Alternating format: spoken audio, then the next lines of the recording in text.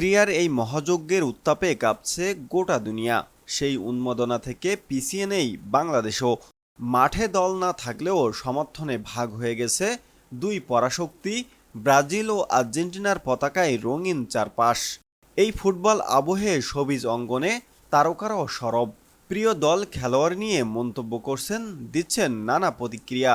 তবে সবার থেকে একটু ভিন্নভাবে নিজের ভালোবাসা প্রকাশ করলেন বাংলাদেশের জনপ্রিয় অভিনেতা চঞ্চল চৌধুরী। নিজের ফেসবুক পেজে তিনি শেয়ার করেন আর্জেন্টিনার বিশ্বকাপ জয়ী মহাতারকা লিওনেল মেসির একটি স্কেচ। নিখুঁত আঁচড়ে ফুটিয়ে তুলেছেন মেসির চুল, দাড়ি, চোখ, এমনকি তার স্বাভাবিক হাসিটিও। আর এই পোস্টের ক্যাপশনে চঞ্চল লিখেছেন, আমি মেসির একটি ছবি আঁকব, এটা দেখে মেসি ভক্তরা খুশি হতে পারেন। আঁকলাম, প্রিয় খেলোয়াড় বলে কথা, এখন লাইক শেয়ার আপনার ব্যাপার। স্কেচটি পোস্ট করার পরপরই সামাজিক মাধ্যমে ব্যাপক সাড়া পড়ে। সেই সঙ্গে ভক্ত সমর্থকেরা প্রশংসায় ভাসাচ্ছেন অভিনেতাকে। কেউ লিখেছেন, আপনি দুই বাংলার খ্যাতিমান অভিনেতা, পাশাপাশি একজন প্রতিভাবান শিল্পীও।